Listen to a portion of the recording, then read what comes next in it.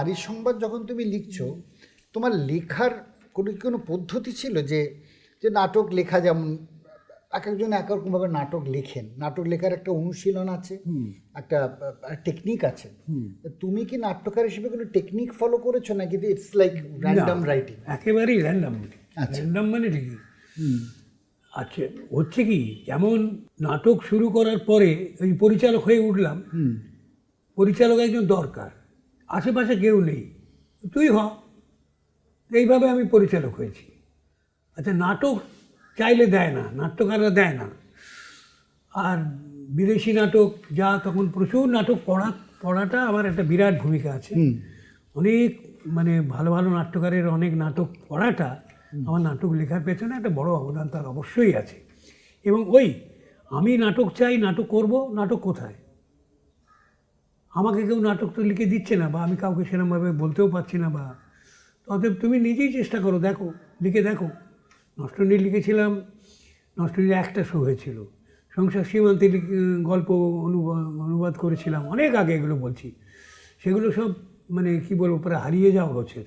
নষ্টনীলের script তো পাইনি আমি। তারপরেও যে কটা নাটক আমি, গল্প আমার ভালো লেগেছে, মনে হয় যে নাটকের এর ভালো রূপ পাবে, নাটকের এটাকে ধরা যায়, সেটা আমি চেষ্টা করেছি এবং নাটক অভয় নন। তারপরে যখন আইপিটিএর সঙ্গে যুক্ত হলাম, সেখানে একটা চাপ ছিল যে নাটক কোথায়, নাটক লিখুন, একটা নাটক লিখুন।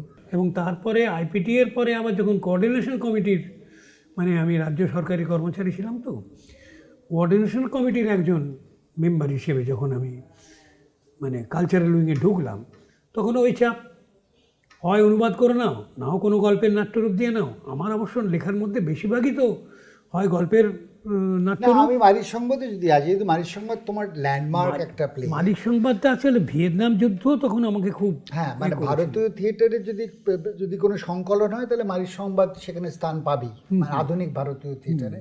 সেই মারির সংবাদ নিয়েই মূলত জিজ্ঞেস করছি যে নাট্যকার হিসেবে তোমার ওইখানে একটা অভিষেক হলো, মানে ভারতীয় নাট্য ইতিহাসে। সেইটার একটু যদি তুমি মানে যে ভিয়েতনাম ওয়ার তোমাকে অ্যাফেক্ট করলো ভীষণভাবে, মারির সংবাদটা। তুমি ভিয়েতনাম ওয়ার থেকেই কি প্রথম ঠিক করলে যে মারির সংবাদ লিখবে?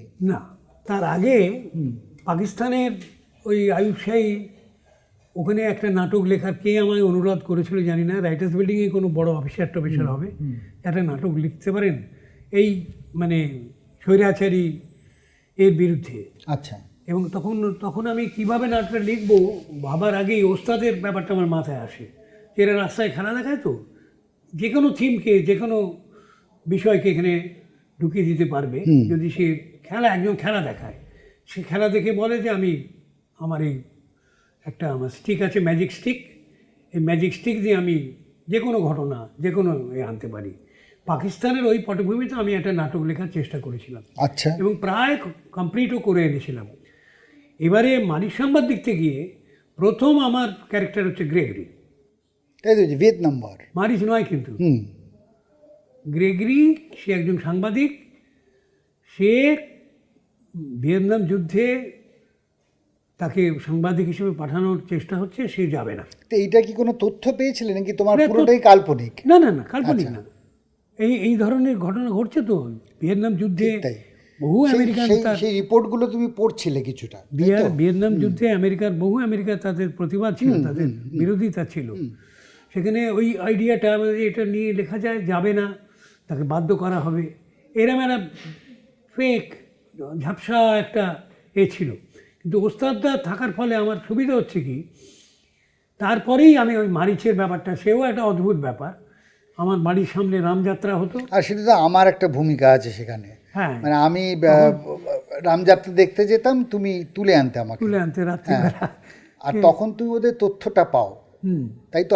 আমাকে আনতে গিয়ে দাঁড়িয়ে শুনি মারিচ, মানে মারিচের কাছে কালনেমি এসছে, রাবণের মামা। হ্যাঁ, সে এসে বলছে তোমার রাবণ ডেকেছে, চলো। মারিচ কিন্তু লঙ্কায় থাকতো না, সে অন্য জায়গায় এসে একটা বনে থাকতো। তা মারিচ তো বলছে, খুব মানে গাঁই গুঁই করছে, কী করবো না করব। সেই সময় ওই রামযাত্রার একজন বলল, কালনেমি মারিচ বলল, আমার ডাকলেই যেতে হবে, আমি কি রাবণের বেতনভোগী কর্মচারী? আচ্ছা। কি রাবণের বেতনভোগী কর্মচারী কে বলছে রে দেখি? হ্যাঁ, তোকে যা ডাকবার মানে আগে এই সংলাপটা ছিল। সংলাপটা ছিল। আচ্ছা। বেতনভোগী কর্মচারী রামযাত্রার মধ্যে, তাহলে দেখি মারিচ তখন ফাটাচ্ছে আর কি, যাব না, কিছুতেই যাব না। তারপর তো রাবণ নিজে আসে ওকে হ্যাঁ। এ করতে, কিন্তু ওই ক্লুটা পেয়ে আমি তো মারিচ তো তাহলে একটা বিদ্রোহী চরিত্র, এই বিদ্রোহী চরিত্র নিয়ে মারিচের একটা পুরাণ নিলে এইসব মাথায় খেলছে আর কি। আচ্ছা। এইসব কিন্তু জমা হচ্ছে, লেখা হয়নি। তারপরে দুটো গল্প মারিচ এলো, তারপরে যে আমার এখানকার একটা এটা কীভাবে এসেছিল আমার এত স্পষ্ট মনে নেই, ঈশ্বর এলো শেষে।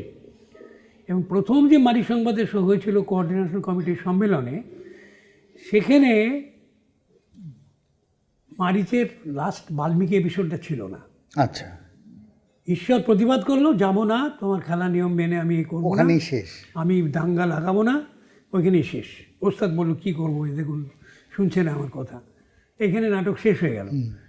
তার 2 মাস বাদে চেতনার জন্ম 72 সালের নভেম্বর মাসে, এবং জানুয়ারি প্রথম 15ই জানুয়ারি হয়েছিল মারিচ সংবাদের প্রথম শো। তখন দীপক আমাদের আরেক বন্ধু, সে আমাকে বলল যে দীপক মুখোপাধ্যায়, আলোক দীপক মুখোপাধ্যায় আলোক শিল্পী, সে বললো যে এটা করা যায় না, মারিচের এটা বাল্মীকি যদি আসে, বাল্মীকি না, আমার মারিচের বলে মারিচের একটা কিছু করা দরকার। তাহলে মারিচের কে করবে, মারিচের কী করবো, মারিচকে সামলাবে কে? তখন বাল্মীকি যদি আসে, তখন ক্লিক করলো, আরে বাপরে। এবং বাল্মীকির আসার কথা মাথায় আসতেই 15 দিনের মধ্যে নাটকটা লেখা হয়েছিল, জাস্ট 50 ডেজ। সেখানে জগন্নাথের লেগেছিল 10 বছর। হ্যাঁ, সেটাই, মানে যাক, তারপরে বাল্মীকি আসার পরে পুরো নাটকটার শুটটাই পাল্টে গেল একদম গিয়ে দাঁড়ালো 1.5 ঘন্টা। প্রথম শো একটা টিকিট বিক্রি হয়েছিল, মনে আছে, কিন্তু হাউসফুল শো ছিল। হাউসফুল পুষ্যেল। আচ্ছা, পুষ্যেল কাউন্টার থেকে একটা টিকিট 7 টাকা। কত? 7 টাকা, 7 রুপিস। না, আমি এখানে জানতে চাই যে ঈশ্বর লিটলের অংশটা কি একটু কমিউনিস্ট পার্টির একটা প্রভাবে হয়েছিল? না, না, communist party, IPTA, communist party, IPTA এর প্রভাব হতে পারে।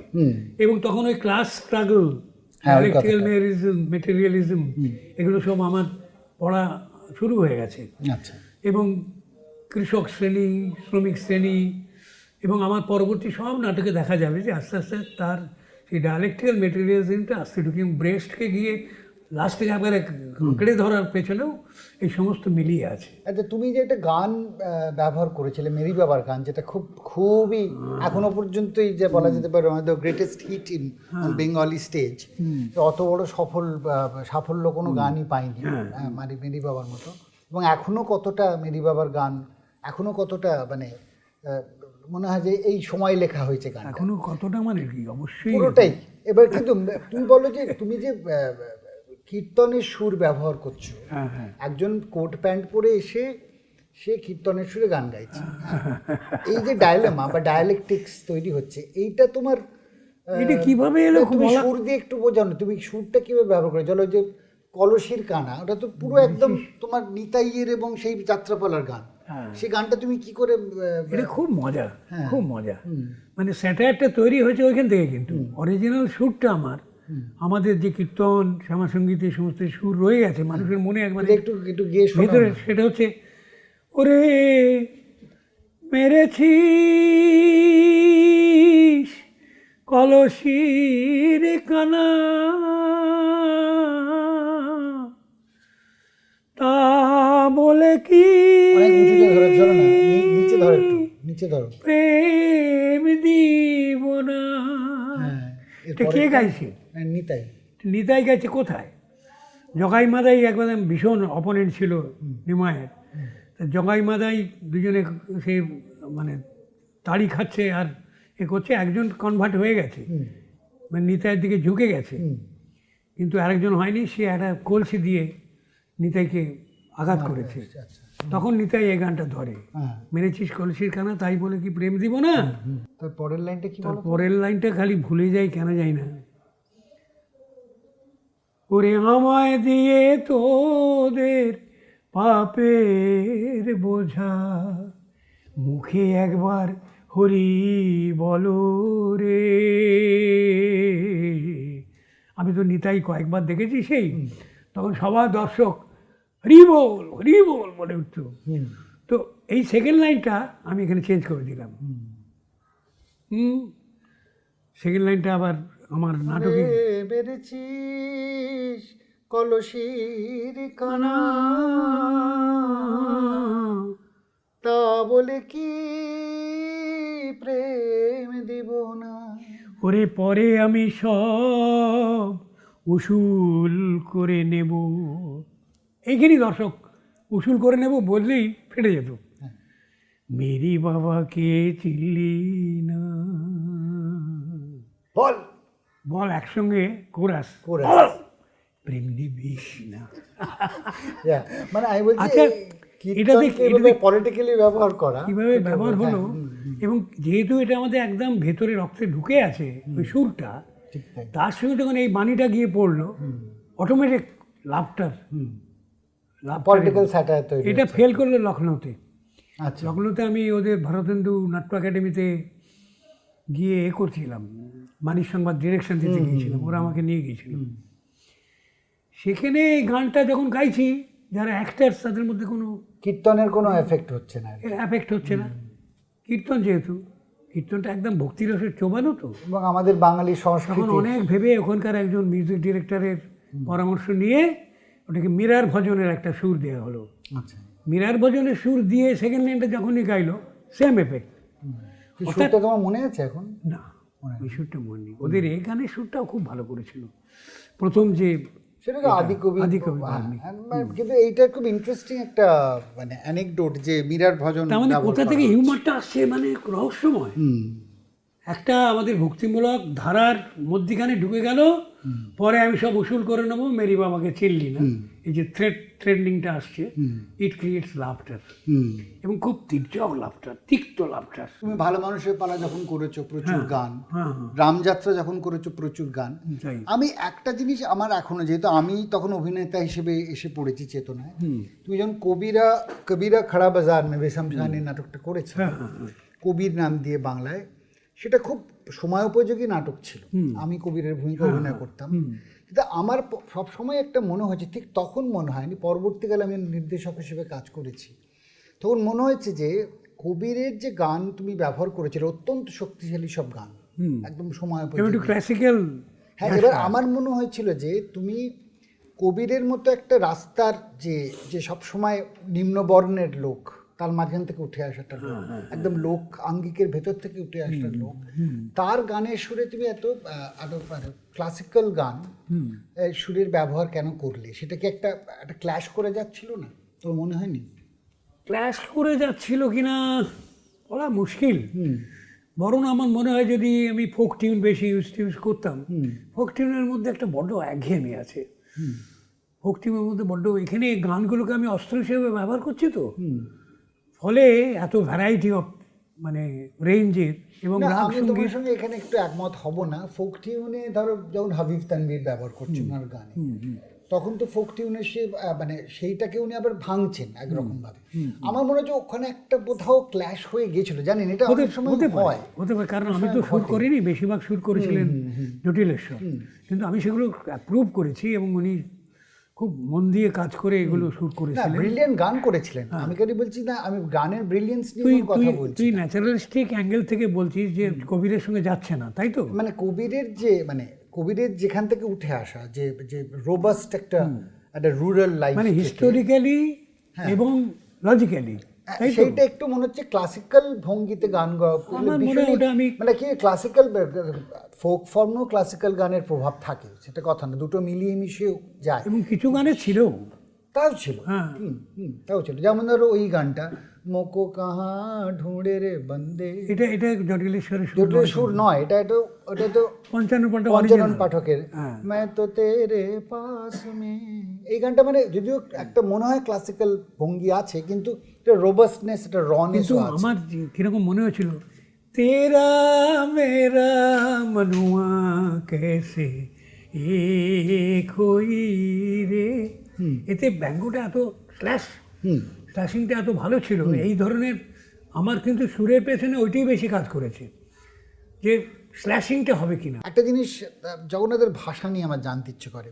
জগন্নাথের প্রতিটা চরিত্র একটা খুব বাঙালি যে ভদ্র যে বাংলা বলে, যে মান্য বাংলা, সেই বাংলায় কথা বলে, কিন্তু গ্রামের চরিত্ররা সাধারণত সেই বাংলায় কথা বলে না। তো জগন্নাথের তুমি ওই ভাষাটাই ব্যবহার করলে, তার কি কোনো বিশেষ মানে একটা জগন্নাথের মধ্যে দুটো সত্তা তো, একটা তো ওর ন্যারেটর কমেন্টারি, হ্যাঁ হ্যাঁ, আর জগন্নাথের ভাষাও মানে শুদ্ধ ভাষাই, শুদ্ধ ভাষা, মানে যে বাঙালি, মানে সেখানে কোনো মানে একটা বিশেষ অঞ্চলের কোনো সুর নেই, হ্যাঁ, মানে কোনো ডায়ালেক্ট ব্যবহার করে এসব নেই। সেটা কি তুমি ডেলিবারেটলি করেছো? অবশ্যই অবশ্যই। আচ্ছা, এই ডায়ালেক্ট নিয়ে অনেকেরই অনেক মতামত আছে। ডায়ালেক্টের মধ্যে ডায়ালেক্টে অনেক সময় খুব জীবন্ত হয় বটে, কিন্তু আবার অনেক সময় খুব খণ্ডিত হয়ে যায়, একটু পার্টের দিকে চলে যায়। মানে অভিনয়ের ক্ষেত্রেও আমি বলছি যে বিভিন্ন জেলারা, যেমন আমাদের বিভিন্ন জেলার বিভিন্ন ভাষা, হ্যাঁ, সেই ভাষাগুলো সমস্ত লোকের কাছে ফ্যামিলিয়ার না। একটা কমন জেনারেল ভাষা খুঁজে আবিষ্কার করতে হয় নাট্যকারকে, আমার নিজের মত, যে সেটা সর্বজনগ্রাহ্য হবে, সবাই সেটাকে ফলো করতে পারবে। যেমন মাধব মালঞ্চি কন্যাতে একেবারে ডায়ালেক্ট ব্যবহার করা হয়েছিল, গীতিকার জন্যই করা হয়েছিল হিস্টোরিক্যালে রাখতে গিয়ে, কিন্তু অনেক বোধগম্যতার ক্ষেত্রে অনেক প্রবলেম হয়েছিল। যেহেতু গল্পটাও একটা ফলো করার গল্প ছিল, কোনো জটিল রাজনৈতিক তত্ত্বায়ন ছিল না মাধব মালঞ্চিতে, সহজ। কিন্তু জগন্নাথের তো একটা জটিল রাজনৈতিক তত্ত্বায়ন ঘটছিল, সেই কারণেও ওটা ডিম্যান্ডটা বেশি ছিল। জগন্নাথের ক্ষেত্রে আমার যেটা মনে হচ্ছিল কোনো অসুবিধা হয়নি, মানে তারা যে কোনো ডায়ালেক্ট ছাড়া কোনো জিওগ্রাফিক তুমি কোনো সিগনেচার দিচ্ছ না, সে পুরুলিয়ার লোক না নদিয়ার লোক নাকি সে নর্থ বেঙ্গল সাউথ বেঙ্গল, এটা নেই। ফলে তার একটা ঐতিহাসিক ট্রান্সেন্ডেন্স ঘটছে।